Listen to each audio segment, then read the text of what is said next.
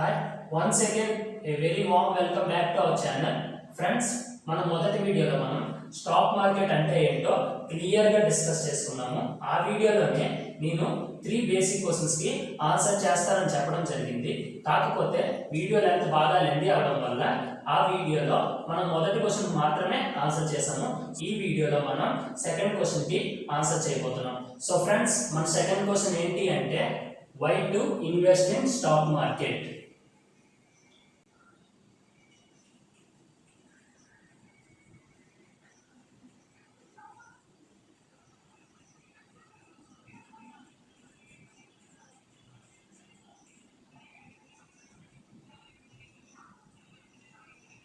So మన second question వచ్చేసరికి why to invest in stock market.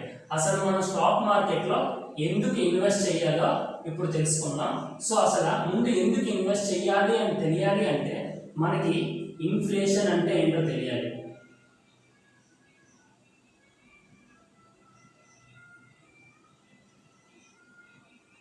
So inflation అంటే ఏంటి? సో ఇన్ఫ్లేషన్ అంటే measure of rate of pricing goods and services.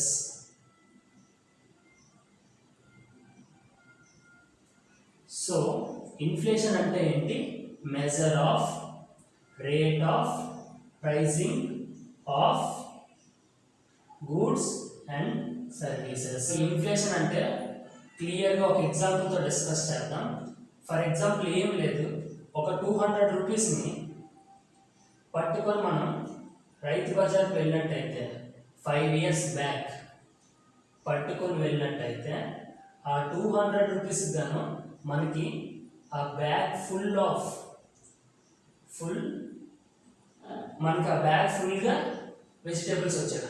అదే ఇప్పుడు అదే 200 రూపీస్కి ఆ బ్యాగ్లో కనీసం ఒక 20% కూడా రావడం లేదు వెజిటేబుల్స్. సో 5 years బ్యాక్ ఇదే 200 రూపీస్కి మనం రైతు బజార్కి వెళ్తే బ్యాగ్ అంతా ఫుల్ అయ్యేది. అదే 200 రూపీస్ ఇప్పుడు పట్టుకొని వెళ్తే కనీసం మనకి 20% కూడా ఫిల్ అవ్వడం లేదు. దీనికి కారణం ఏంటి అంటే ఈ యొక్క ఇన్ఫ్లేషన్.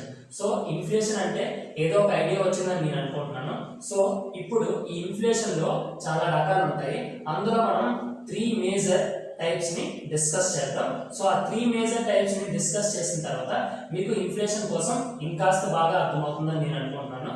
సో ఇప్పుడు ఈ ఇన్ఫ్లేషన్ లో ఉన్న 3 మేజర్ డిఫరెంట్ టైప్స్ ని డిస్కస్ చేయబోతున్నాను. జాగ్రత్తగా వినండి. సో ఈ ఇన్ఫ్లేషన్ అనేది 3 డిఫరెంట్ టైప్స్. ఈ 3 డిఫరెంట్ టైప్స్ ని ఇప్పుడు డిస్కస్ చేద్దాం. సో ఫస్ట్ టైప్ వచ్చేసరికి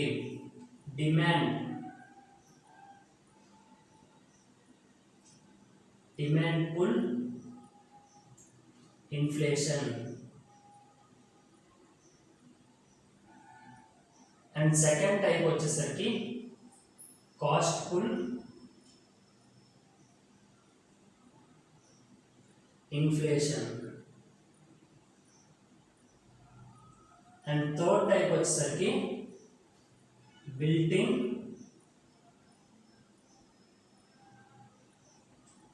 inflation.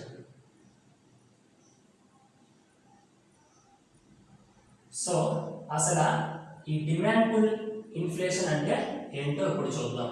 So demand pull inflation, so మన నేమ్లోనే ఉంది. డిమాండ్ పుల్ ఇన్ఫ్లేషన్ అంటే ఏంటో నేమ్ ఏం సజెస్ట్ చేస్తుంది? డిమాండ్ పుల్ చేస్తుంది ఇన్ఫ్లేషన్ని అని అర్థం. అంటే డిమాండ్ వల్ల వచ్చిన ఇన్ఫ్లేషన్ ఏదైతే ఉందో దాన్ని మనం డిమాండ్ పుల్ ఇన్ఫ్లేషన్ అని అంటాము. సో దీన్ని ప్రాక్టికల్గా ఒకసారి చూద్దాం, అప్పుడు మనకు అర్థమవుతుంది. సో ఈ డిమాండ్ పుల్ ఇన్ఫ్లేషన్కి ఇక్కడ ఒక ఎగ్జాంపుల్ చెప్పి ఎక్స్ప్లెయిన్ చేస్తాను, జాగ్రత్తగా వినండి. Demand pull inflation. Demand pull inflation. So demand pull inflation అంటే ఏం లేదు, ఒక చిన్న ఎగ్జాంపుల్ తీసుకొని క్లియర్గా డిస్కస్ చేద్దాం. ఫర్ ఎగ్జాంపుల్ ఏంటి అంటే మనందరికీ సర్జరీ దగ్గర వాడే మాస్క్ తెలుసు కదా. సో ఏం లేదు, ఈ ఎగ్జాంపుల్ డిస్కస్ చేస్తే అందరికీ కొంచెం క్లారిటీ వస్తుంది. డిమాండ్ అంటే ఏంటి అనేది, డిమాండ్ పుల్ ఇన్ఫ్లేషన్ అంటే ఏంటో క్లారిటీ వస్తుందని ఈ ఎగ్జాంపుల్ తీసుకుంటున్నాను.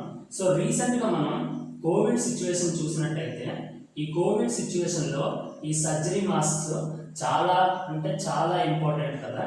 సో అప్పుడు ఏమైంది, ఒకప్పుడు ఇవే సర్జరీ మాస్క్ 1 రూపీ లేదా 2 రూపీస్కి సెల్ చేసేవారు. అదే ఈ కోవిడ్ సిచ్యువేషన్లో ఏమైంది అంటే దీని యొక్క డిమాండ్ బాగా పెరగడం వల్ల ఇప్పుడు ఈ సర్జరీ మాస్క్ 10 రూపీస్ లేదా 20 రూపీస్కి అమ్ముతున్నారు. సో ఇలా 1 రూపీ లేదా 2 రూపీస్ దగ్గర నుంచి 10 రూపీస్ నుంచి 20 రూపీస్ వరకు వెళ్ళడానికి కారణం ఏంటి అంటే దానికి ఉన్న డిమాండ్. సో ఈ యొక్క డిమాండ్ వల్ల దీని యొక్క ప్రైస్ అనేది ఇంక్రీజ్ అయింది. సో డిమాండ్ పుల్ ఇన్ఫ్లేషన్ వల్ల ఏమవుతుంది అంటే ప్రైస్ అనేది ఎప్రిషియేషన్ అవుతుంది. ఎప్రిషియేషన్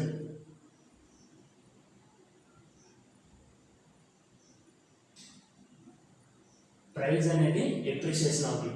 డిమాండ్ పుల్ ఇన్ఫ్లేషన్ వల్ల ప్రైస్ అనేది ఎప్రిషియేషన్. ప్రైస్ ఎప్రిషియేషన్ అంటే ఏంటో కాదు, ఒకప్పుడు ఉన్న ప్రైస్ అనేది ఇప్పుడు ఇంక్రీజ్ అయినట్టయితే దాన్నే ప్రైస్ ఎప్రిషియేషన్ అంటాము. సో ఇక్కడ ఏమవుతుంది అంటే డిమాండ్ వల్ల, అంటే ఈ మాస్క్కి ఉన్న డిమాండ్ వల్ల ఒకప్పుడు 1 రూపీ లేదా 2 రూపీస్ ఉండేది, ఇప్పుడు అదే మాస్క్ 10 రూపీస్ లేదా 20 రూపీస్ అయిపోయింది. సో ఇలా అవడానికి కారణం ఏంటి అంటే దానికి ఉన్న డిమాండ్. దీని డిమాండ్ ఎలా వచ్చిందో మీకు ఎక్స్ప్లెయిన్ చేయాల్సిన అవసరం లేదని అనుకుంటున్నాను. సో ప్రతి ఒక్కరికి ఈ కోవిడ్ సిచ్యువేషన్ కోసం అందరికీ తెలుసు కాబట్టి ఈ యొక్క డిమాండ్ కూడా మీకు అర్థమై ఉంటుంది.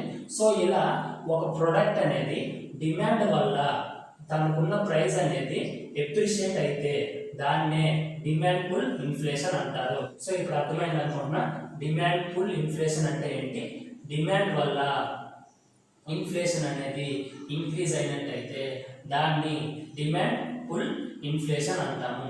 సో ఇందులో ఏమవుతుందంటే ప్రైస్ అనేది ఎప్రిషియేషన్ అవుతుంది. ఇది ఎందువల్ల అవుతుంది, డిమాండ్ అంటే ఆ ప్రోడక్ట్కి ఉన్న డిమాండ్, ప్రోడక్ట్కి డిమాండ్ అనేది ఎప్పుడైతే ఇంక్రీజ్ అవుతుందో అప్పుడు ఈ డిమాండ్ పుల్ ఇన్ఫ్లేషన్ అనేది రావడం జరుగుతుంది. So friends, demand pull inflation అంటే ఏంటో అర్థమైంది అనుకుంటున్నాను. సో ఈ కాస్ట్ పుల్ ఇన్ఫ్లేషన్ అంటే ఏంటో ఇప్పుడు క్లియర్గా డిస్కస్ చేద్దాం. సో కాస్ట్ పుల్ ఇన్ఫ్లేషన్ అంటే ఏమీ లేదు. ఫర్ ఎగ్జాంపుల్ ఒక ప్రోడక్ట్ కన్సిడర్ చేద్దాం. ఆ ప్రోడక్ట్కి కావాల్సిన ఇంగ్రీడియంట్స్ లేదా మిషనరీ పార్ట్స్ అంటే తయారవడానికి కావాల్సిన ఏదైనా కావాలండి, అదంతా మనకి ప్రొడక్షన్ కాస్ట్ కింద వస్తుంది. సో ఎప్పుడైతే ఆ ప్రోడక్ట్కి కావాల్సిన ప్రొడక్షన్ కాస్ట్ ఇంక్రీజ్ అవుతుందో అప్పుడు ఈ కాస్ట్ పుల్ ఇన్ఫ్లేషన్ అనేది రావడం జరుగుతుంది. సో ఇక్కడే ఉంది కదా, కాస్ట్ పుల్ ఇన్ఫ్లేషన్ అంటే ఏంటి, ప్రొడక్షన్ అంటే ప్రోడక్ట్ యొక్క ప్రొడక్షన్ కాస్ట్ ఎప్పుడైతే ఇంక్రీజ్ అవుతుందో ఆ సమయంలో మనకి కాస్ట్ పుల్ ఇన్ఫ్లేషన్ అనేది రావడం జరుగుతుంది. అంటే ఇక్కడ ఏంటి అంటే ప్రొడక్షన్ కాస్ట్ ఎప్పుడైతే ఇంక్రీజ్ అవుతుందో అప్పుడు ఈ కాస్ట్ పుల్ ఇన్ఫ్లేషన్ అనేది మనం జనరల్గా చూస్తూ ఉంటాం. సో మనకి డిమాండ్ పుల్ ఇన్ఫ్లేషన్ అంటే ఏంటో తెలిసింది, అలానే కాస్ట్ పుల్ ఇన్ఫ్లేషన్ అంటే ఏంటో తెలిసింది. సో ఇప్పుడు బిల్ట్ ఇన్ ఇన్ఫ్లేషన్ అంటే ఏంటో చూద్దాం. దానికి ఈ బిల్ట్ ఇన్ ఇన్ఫ్లేషన్ అనేది మన డిమాండ్ పుల్ ఇన్ఫ్లేషన్ ఉంది కదా, demand pull inflation plus cost pull inflation వల్ల వచ్చింది ఏదైతే ఉందో దాన్నే మనం బిల్ట్ ఇన్ ఇన్ఫ్లేషన్గా కన్సిడర్ చేస్తాం. అంటే ఎలాగో ఒకసారి ఎగ్జాంపుల్తో డిస్కస్ చేద్దాం. ఫర్ ఎగ్జాంపుల్ ఏమీ లేదు, కన్స్యూమర్స్ అంటే మనం కదా. సో ఎప్పుడైతే ఒక ప్రోడక్ట్ అనేది ఉండాల్సిన ప్రైస్ కన్నా ఇన్ఫ్లేషన్ ద్వారా కాస్త ఎక్కువ ప్రైస్కి వెళ్తుందో అప్పుడు మనం ఏమని ఆలోచిస్తాము, సో ఎప్పుడైతే మనం వాడుతున్న వస్తువులు ఉండాల్సిన కాస్ట్ కన్నా ఇన్ఫ్లేషన్ వల్ల కొంచెం ఎక్కువ కాస్ట్ వెళ్తున్నాయో జనరల్గా అప్పుడు మనం ఏం చేస్తామంటే మనం కూడా ఎక్స్పెక్ట్ చేస్తాం, మనం వేజెస్ అంటే మనకి ఇస్తున్న జీతాలు లేదా శాలరీస్ ఏవైతే ఉన్నాయో అవి కూడా ఇంక్రీజ్ చేయాలి, ఇన్ఫ్లేషన్కి తగ్గట్టుగా అది కూడా ఇంక్రీజ్ చేయాలి అని చూస్తుంటాం. సో అలా ఇంక్రీజ్ చేయాలి అంటే మన కార్పొరేట్ బాడీస్ ఏవైతే ఉన్నాయో కంపెనీస్ అవి కన్సిడర్ చేయాల్సి ఉంటుంది. సో ఎప్పుడైతే వాళ్ళు వేజెస్ పెంచుతారో దానికి తగ్గట్టుగానే వాళ్ళు తయారు చేస్తున్న ప్రోడక్ట్ లేదా ఏదైనా కానివ్వండి ఆ ఎఫెక్ట్ అనేది మళ్ళీ రివర్స్ మన కన్సూమర్స్ మీదనే పడుతుంది. సో అలా వచ్చిన ఇన్ఫ్లేషన్ ఏదైతే ఉందో దాన్నే బిల్ట్ ఇన్ ఇన్ఫ్లేషన్ అంటాము. సో జనరల్గా అలా ఎలా వస్తుంది అంటే సో ఈ డిమాండ్ పుల్ ఇన్ఫ్లేషన్ అండ్ ఈ కాస్ట్ పుల్ ఇన్ఫ్లేషన్ వల్లనే మ్యాక్సిమం ఈ బిల్ట్ ఇన్ ఇన్ఫ్లేషన్ అనేది రావడం జరుగుతుంది. సో ఫ్రెండ్స్, ఇన్ఫ్లేషన్ అంటే ఏంటో చూసాము, అలానే దీంట్లో ఉన్న మేజర్ 3 డిఫరెంట్ టైప్స్ డిస్కస్ చేసుకున్నాం. అందులో మొదటిది డిమాండ్ పుల్ ఇన్ఫ్లేషన్, అంటే ప్రొడక్ట్ యొక్క డిమాండ్ వల్ల ఏదైతే ఇన్ఫ్లేషన్ వస్తుందో ఆ ఇన్ఫ్లేషన్ ని డిమాండ్ పుల్ ఇన్ఫ్లేషన్ అంటారు. సో దీనికి ఎగ్జాంపుల్ ఇక్కడ సర్జరీ మాస్క్ తీసుకొని కోవిడ్ సిచ్యువేషన్ ఎక్స్ప్లెయిన్ చేసి డిమాండ్ ఎలా క్రియేట్ అయింది, ఆ డిమాండ్ వల్ల ఆ ప్రోడక్ట్ కి ప్రైస్ ఎలా ఇంక్రీజ్ అయిందో చూసాము. దీన్నే డిమాండ్ పుల్ ఇన్ఫ్లేషన్ అంటారని డిస్కస్ చేసుకున్నాము. అండ్ అలానే సెకండ్ వన్ వచ్చేసరికి కాస్ట్ పుల్ ఇన్ఫ్లేషన్. ఈ కాస్ట్ పుల్ ఇన్ఫ్లేషన్ లో ప్రొడక్షన్ కాస్ట్ ఇంక్రీజ్ అవడం వల్ల రివర్స్ మళ్ళీ అది మన మీద పడి ఇన్ఫ్లేషన్ అనేది ఇంక్రీజ్ చేస్తుంది. సో ఇలా వచ్చిన ఇన్ఫ్లేషన్ ని కాస్ట్ పుల్ ఇన్ఫ్లేషన్ అని అన్నాము. అండ్ అలానే లాస్ట్ బిల్ట్ ఇన్ ఇన్ఫ్లేషన్, అంటే ఈ యొక్క demand and cost pull inflation ని రెండింటిని కలిపి వచ్చే ఇన్ఫ్లేషన్ ఏదైతే ఉందో దాన్నే బిల్ట్ ఇన్ ఇన్ఫ్లేషన్ అంటారు. అసలు మనము స్టాక్ మార్కెట్లో ఎందుకు ఇన్వెస్ట్ చేయాలో ఇప్పుడు డిస్కస్ చేద్దాం. సో ఫ్రెండ్స్, మనం ఇన్ఫ్లేషన్ అంటే ఏంటో చూసాం కదా, అసలు ఈ ఇన్ఫ్లేషన్కి ఇన్వెస్ట్మెంట్కి సంబంధం ఏంటో ఇప్పుడు డిస్కస్ చేద్దాం. సో జనరల్గా ఈ ఇన్ఫ్లేషన్ అనేది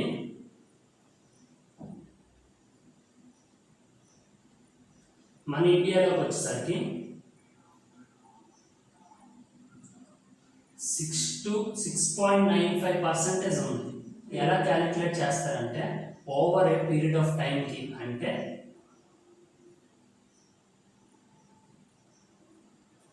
జనరల్గా మనం 1 ఇయర్కి కన్సిడర్ చేస్తాం.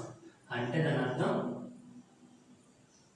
2021లో మన దగ్గర 100 రూపీస్ కనుకుంటే అది ఇప్పుడు ఈక్వల్ టు 106.95 రూపీస్.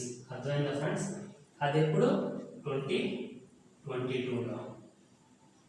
సింపుల్గా ఈ ఇన్ఫ్లేషన్ రేట్ అనేది 6.95% మన ఇండియాలో ప్రస్తుతం ఉంది. ఇది ఎలా క్యాలిక్యులేట్ చేస్తారు? Over a period of time అని చెప్పాను. Over a period of time ఇక్కడ ఏంటి అంటే 1 ఇయర్. అంటే 2021లో మన దగ్గర 100 రూపీస్ కనుకుంటే అది ఇప్పుడు ఎగ్జాక్ట్లీ 106.95 రూపీస్కి ఈక్వల్. అంటే మనకి almost 6 rupees 95 Paisa for every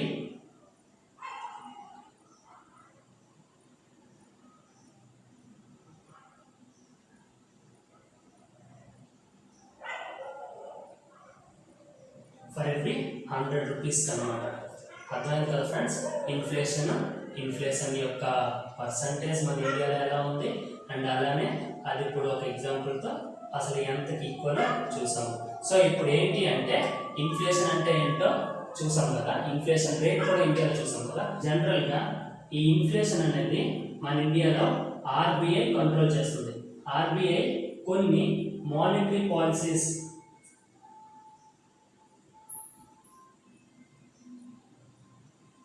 లేదా రిపో రేట్స్ లేదా interest rates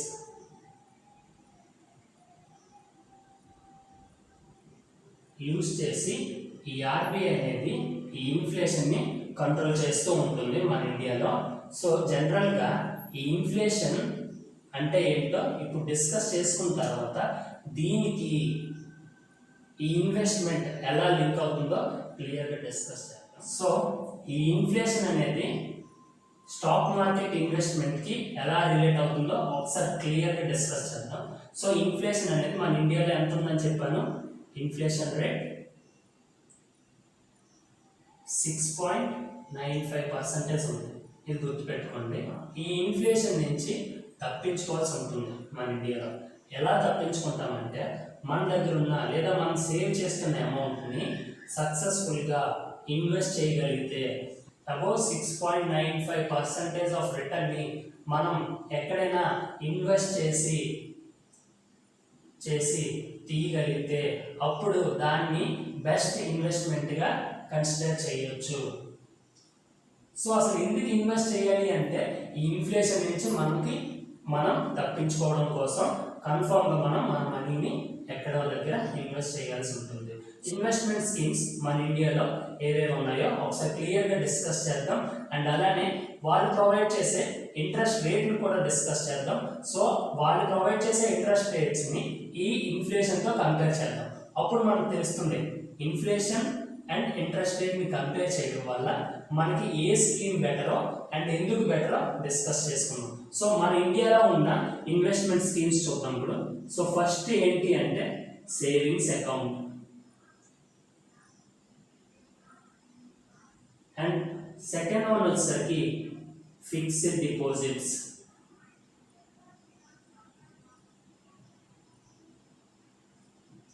and third one వచ్చేసరికి రికరింగ్ డిపాజిట్స్.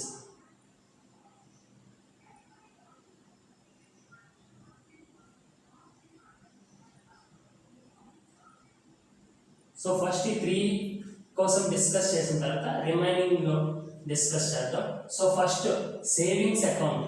ఫర్ ఎగ్జాంపుల్ ఈ సేవింగ్స్ అకౌంట్లో మన మనీ ఉంటే ఎంత రిటర్న్ వస్తుందో ఒకసారి చూద్దాం. జనరల్గా మన ఇండియాలో సేవింగ్స్ అకౌంట్లో ఇచ్చే రిటర్న్ ఎంత అంటే 2.9 to 3.55% ఆఫ్ రిటర్న్ని మనం సేవింగ్స్ అకౌంట్లో ఎక్స్పెక్ట్ చేయొచ్చు మన ఇండియాలో. సో మన ఇండియాలో సేవింగ్స్ అకౌంట్ నుంచి ఆల్మోస్ట్ మనకి 2.9 to 3.55% over a period of time 1 yearకి ఇవ్వడం జరుగుతుంది. సో ఇప్పుడు ఇక్కడ మ్యాక్సిమం 3.55%ని ఈ ఇన్ఫ్లేషన్తో కంపేర్ చేస్తే మనకే ఇంకా 3.40% లాస్ అవుతున్నాం. అంటే ఈ అకౌంట్ అంటే మన దగ్గర ఉన్న మనీని సేవింగ్స్ అకౌంట్లో కనుక పెట్టి ఉంచితే ఇంకా 3.40% ఇన్ఫ్లేషన్ వల్ల కవర్ చేయడానికి అవ్వడం లేదు. సో ఇన్వెస్ట్మెంట్ స్కీమ్స్లో సేవింగ్స్ అకౌంట్లో పెట్టడం అంత మంచి పద్ధతి కాదు.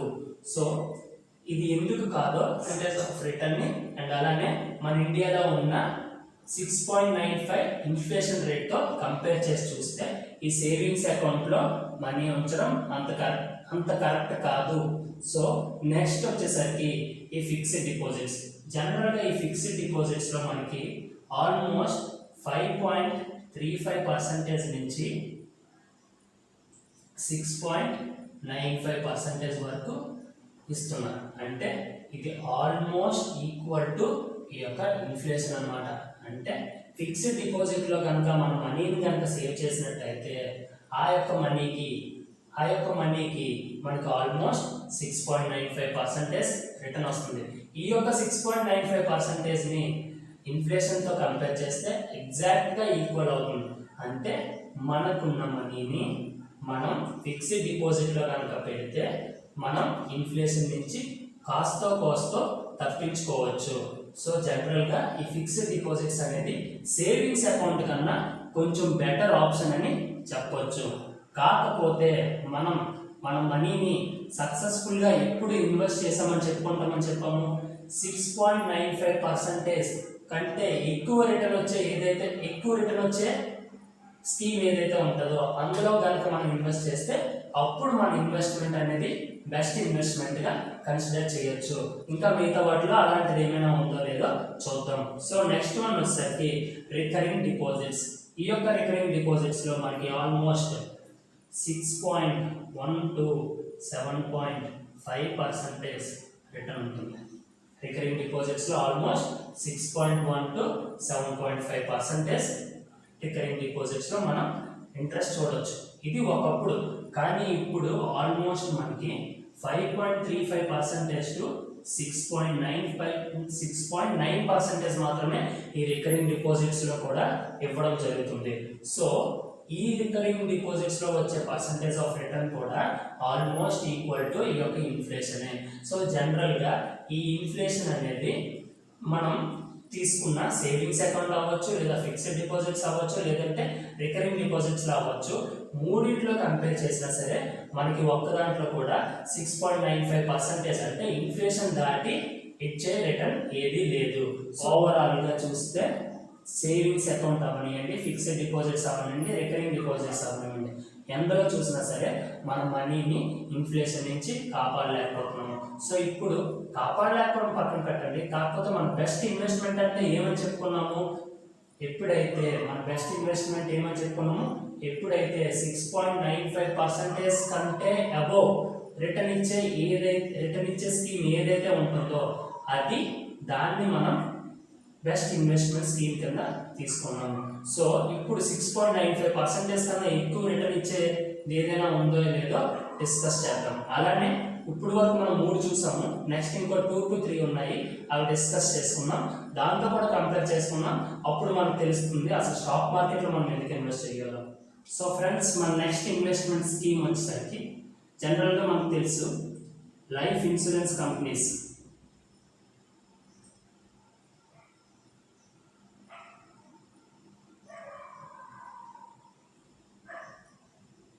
జనరల్గా వీళ్ళు ఇచ్చే రిటర్న్ కూడా ఆల్మోస్ట్ మనకి ఈక్వల్ టు 5.8 to 6.89% ఉంటుంది.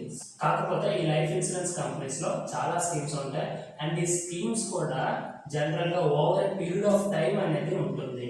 జనరల్గా మనకి 5 years అవ్వచ్చు, లేదంటే 3 years అవ్వచ్చు, లేదంటే 10 years అవ్వచ్చు, సంహౌ ఎన్ని ఇయర్స్ అయినా అవ్వచ్చు. ఇలా లైఫ్ ఇన్సూరెన్స్ కంపెనీస్లో ఉండే రిటర్న్ కూడా ఈక్వల్ టు 5.8 to 6.89%. దీన్ని కూడా కంపేర్ చేసి చూసినప్పటికీ కూడా మనం ఇన్ఫ్లేషన్ నుంచి తప్పించుకోలేకపోతున్నాం. సో మనకి నెక్స్ట్ ఆప్షన్ వచ్చేసరికి స్టాక్ మార్కెట్.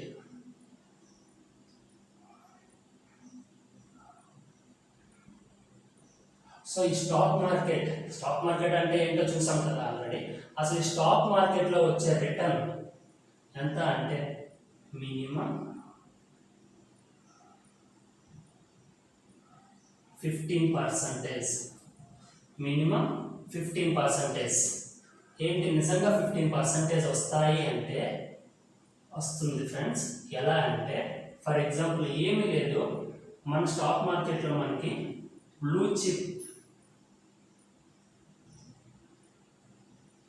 చిప్ స్టాక్స్ అని ఉంటాయి. బ్లూ చిప్ స్టాక్స్ అంటే వీటిలో మనకి మన ఇండియాలో బాగా పర్ఫామ్ చేస్తున్న స్టాక్స్ అన్ని బ్లూ చిప్ స్టాక్స్గా కన్సిడర్ చేస్తాం. అండ్ అలానే మీకు ఇంకా డౌట్ ఉంటే ఫర్ ఎగ్జాంపుల్ అందరికీ తెలిసిన ఈ రిలయన్స్ కంపెనీ యొక్క స్టాక్ ప్రైస్ని ఒకసారి వాచ్ చేయండి. అండ్ అలానే ఈ యొక్క స్టాక్ చార్ట్ వచ్చేసి మనకి గూగుల్లో దొరుకుతుంది. గూగుల్లోకి వెళ్ళి ఒకసారి రిలయన్స్ స్టాక్ ప్రైస్ చార్ట్ అని కొడితే మనకు చార్ట్ వస్తుంది. అందులో ఓవర్ పీరియడ్ ఆఫ్ టైం ఉంటుంది. ఒక 3 years లేదా 1 year లేదా 5 years సెలెక్ట్ చేసి దాని యొక్క రిటర్న్స్ని గమనించండి. ఈ రిలయన్స్ ఒక్కటనే కాదు, మీకు నచ్చిన ఏదైనా ఒక కంపెనీ తీసుకోండి, over a period of time దాని యొక్క చార్ట్ చెక్ చేయండి. చార్ట్ చెక్ చేసినప్పుడు ఎంత percentage of return over a period of టైంలో ఇచ్చిందో కూడా ఒకసారి చూడండి.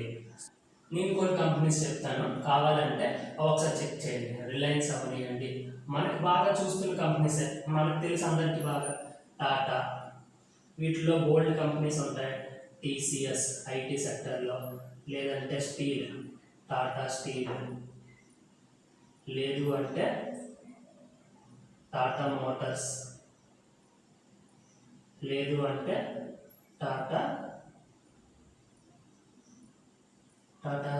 టీసీఎస్ చెప్పాను, టాటా స్టీల్ చెప్పాను, టాటా మోటార్స్ చెప్పాను, టాటా పవర్,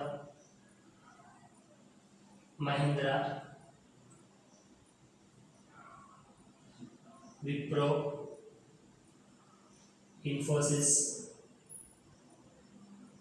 ఏ కంపెనీ అయినా పర్లేదు, ఆ కంపెనీ యొక్క స్టాక్ ప్రైస్ని గూగుల్లో ఓపెన్ చేసి దానికి వచ్చిన రిటర్న్ని ఓవర్ ఏ పీరియడ్ ఆఫ్ టైంని ఒక్కసారి చెక్ చేయండి.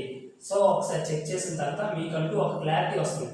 ఒకప్పుడు కనుక ఇంత అమౌంట్ పెట్టుంటే ఇప్పుడు over a period of time అది ఎంత అమౌంట్ అయ్యేది అంటే సమ్హౌ ఫర్ ఎగ్జాంపుల్ ఇక్కడ 10 రూపీస్ ఉంది, ఇక్కడ పెట్టినట్టయితే over a period of time ఏంటి అంటే after over a period of time ఒక 5 years తీసుకున్నాం, దీని యొక్క ప్రైస్ వచ్చేసరికి 100 రూపీస్ అయినట్టయితే దీని యొక్క రిటర్న్ ఎంత అంటే ఆల్మోస్ట్ 1000%.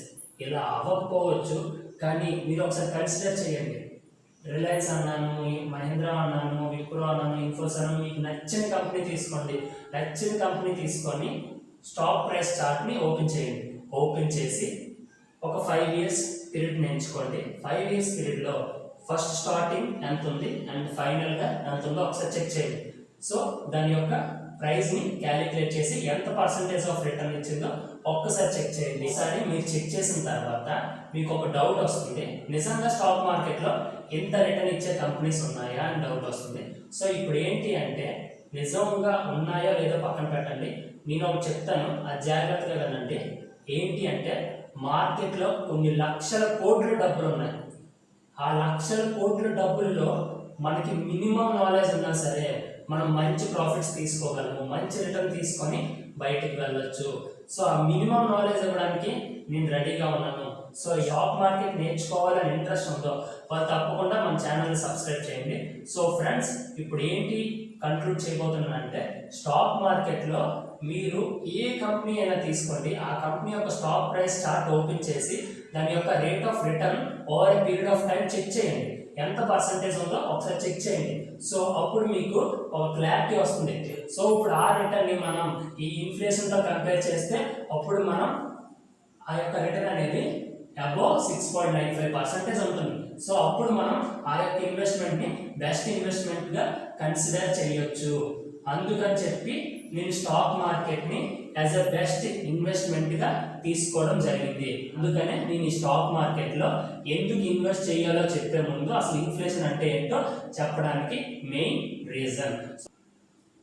సో ఇప్పుడు ఏంటి అంటే స్టాక్ మార్కెట్లో మనం ఎందుకు ఇన్వెస్ట్ చేయాలో క్లియర్గా డిస్కస్ చేసుకున్నాం with inflation data in India. ఈ ఇన్ఫ్లేషన్ని ఇన్వెస్ట్మెంట్ స్కీమ్స్తో కంపేర్ చేసి ఏది మంచి రిటర్న్ ఇస్తుందో చెక్ చేసుకున్నాం. అందులో మనకు వచ్చింది ఏంటి అంటే ఈ స్టాక్ మార్కెట్. సో ఎవరికైతే స్టాక్ మార్కెట్ నేర్చుకోవాలని ఒక ఇంట్రెస్ట్ ఉంటుందో వాళ్ళు తప్పకుండా మన ఛానల్ సబ్స్క్రైబ్ చేయండి. అండ్ అలానే మన గురించి వచ్చే ప్రతి అప్డేట్ ముందుగా మీకు చేరాలంటే తప్పకుండా బెల్ ఐకాన్ని ఎనేబుల్ చేసుకోండి. సో ఫ్రెండ్స్, ఇది ఈరోజు వీడియో. సో ఫ్రెండ్స్, ఈ వీడియోలో మనం మన సెకండ్ క్వశ్చన్కి ఆన్సర్ తెలుసుకున్నాం. సో మన నెక్స్ట్ వీడియోలో అసలు స్టాక్ మార్కెట్ అనేది ఎలా పనిచేస్తుందో క్లియర్గా డిస్కస్ చేసుకుందాం. Until then good bye friends. ఈ వీడియో కనుక మీకు నచ్చినట్టయితే ఒక లైక్ అండ్ అలానే మీకు ఏమైనా డౌట్స్ ఉంటే కామెంట్ సెక్షన్లో మెన్షన్ చేయండి, లేదా ఇన్స్టాగ్రామ్లో డైరెక్ట్గా మెసేజ్ చేసినా మేము ఆన్సర్ చేస్తాము. అండ్ అలానే ఇప్పటి వరకు మన ఛానల్ని సబ్స్క్రైబ్ చేసుకోకపోతే మన ఛానల్ని తప్పకుండా సబ్స్క్రైబ్ చేసుకోండి. అండ్ అలానే ప్రతి అప్డేట్ మీకు అందాలంటే తప్పకుండా బెల్ ఐకాన్ కూడా నోటిఫై చేసుకోండి. అండ్ అలానే స్టాక్ మార్కెట్ని ఎవరైతే కెరియర్గా తీసుకోవాలనుకుంటున్నారో వాళ్ళు మాత్రం తప్పకుండా మన ఛానల్ని సబ్స్క్రైబ్ చేసుకోండి. మన ఛానల్లో ప్రతి కంటెంట్ స్టాక్ మార్కెట్కి కావాల్సిన బేసిక్స్ నుంచి అడ్వాన్స్డ్ వరకు ప్రతి కంటెంట్ మనం చెప్పబోతున్నాము రాబోయే వీడియోస్లో. So that's all for this video. Thank you.